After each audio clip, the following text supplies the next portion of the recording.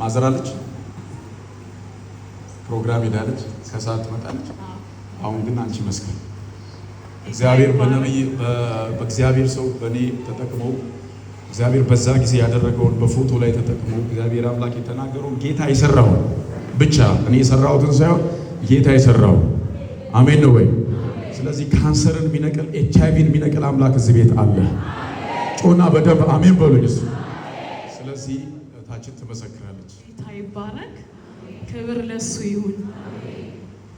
ያው እንግዲህ ብዙዎቻችን እናውቃለን። አንዴ አገልግሎት በነበረኝ ቀን ተናግሬያለሁ፣ ግን ደግሞ ዛሬም እናገራለሁ። እናቴ የሆነ ፕሮግራም ስላለን ያልመጣችሁ እግዚአብሔር አምላክ እዚህ ነው የተናገረኝ። ፎቶ ያላችሁ መጨረሻ 3 ደቂቃ ምናምን ቀርቶ ፎቶ ያዛችሁ የመጨረሻ ጸሎት ብሎ ሲል እኔ ስልኬ ላይ ነበር ፎቶ የነበረኝ። በጣም ከባድ ነበረ።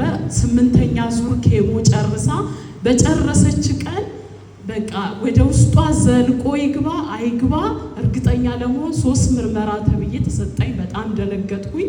100,000 ብር ጨረር ጥቁር አንበሳ ተወስጃታለሽ ተዘጋጂ አሉ ዶክተሮቹ። በቃ ለኔ በጣም ጨለማ ነበር በዛ ሰዓት። ጨረስኩ ብዬ በነበረበት ድጋሚ 2ኛ ዙር ስለነበር ከብዶኝ ነበር። ከዛ ግን እኔ ምንድነው ማድረግ የጀመርኩት ያንን ወረቀት ይዤ መጸለይ ነበር። በየቦታውም ጸልያለሁ። እግዚአብሔር ሆይ ይህንን ነገር ቀይረው እያልኩኝ እየጸለይኩ ባለሁበት ጸጉሯ የለም ከሰዓት ታዩዋታላችሁ ጸጉሯ አድጓል። በዛ መካከል ሆነን እሁድ ዕለት ይሄ መልእክት ከመጣልኝ በኋላ ሰኞ ቀን ነው ለምርመራ የወሰድኳት። ሲቲ ስካን እና አልትራሳውንድ እነዚህን እሁድ ዕለት ምን አይነት መልእክት መጣልሽ? እሁድ ዕለት የመጣልኝ 3 ነገሮች ናቸው። አንደኛ አንቺን ላጽናና እናትሽ ላይ እድሜ ጨመርኩላት፣ ደሟን በደሜ ቀየርኩት፣ ከዚህ በኋላ እኔ ወጋየሁ ብለሽ ትዘምሪያለሽ በሚል ቃል ጌታ ነፃ ወጣት። ለጌታ ከፍተኛ አለታ ጩኸት። 3ቱንም ምርመራ አስመረመርኳት። ቀጥታ በሲዲን የተሰጠኝ፣ ግን እኔ ሆስፒታል 3 ወርም ሊቆይ ስለሚችል እሱን ትቼ ወደ ግል ነው የወሰድኩት። ወዲያው በግል ታየ። 3ቱም ውጤት ነፃ ተባለ። አጨብጭቡ ከፍ ያለ ምስጋና። እናታችን ኢየሱስ ጌታ ነው። እሁድ ዕለት ልክ መልእክቱ ሲመጣ አስታውሳለሁ። እዛ አካባቢ ፎቶ ይዛ ካንሰር እንዳለባት መንፈስ ቅዱስ ተናገረ። ፎቶውን አየው። እግዚአብሔር አምላክ ወጋየሁ ብለሽ ትዘምሪያለሽ ነፃ ወጣለች የሚል መልእክት መጣ። አስመረመረች። ሰኞ ዕለት እግዚአብሔር አምላክ ነፃ አደረጋት። ዛሬ ለብዙዎቻችሁ በኢየሱስ ስም እንደዛ ይሆንላችኋል።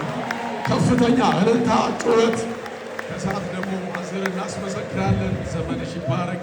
ተባረኩ። አጨብጭቡ ለጌታ ክብር። ይህን ያደረገ የናዝሬቱ አምላክ ኢየሱስ ይባረክ። እንዲህ አትበሉኝ፣ አሜን በሉ ይበሉ። እግዚአብሔር አምላክ ያለ ደጋፊ ያለ ቲፎዞ ማንም ሳይደግፈው እስካን ሳያደርግ ጨረር ሳያስገባ ደም ናሙና ሳይመረምር ምንም ሳያደርግ የበርጠለሜዎስን ዓይን የከፈተ በሽተኛውን የፈወሰ እውሩን የፈወሰ ያበራ ያ ኢየሱስ ዛሬ ታምራትን ያደርጋል።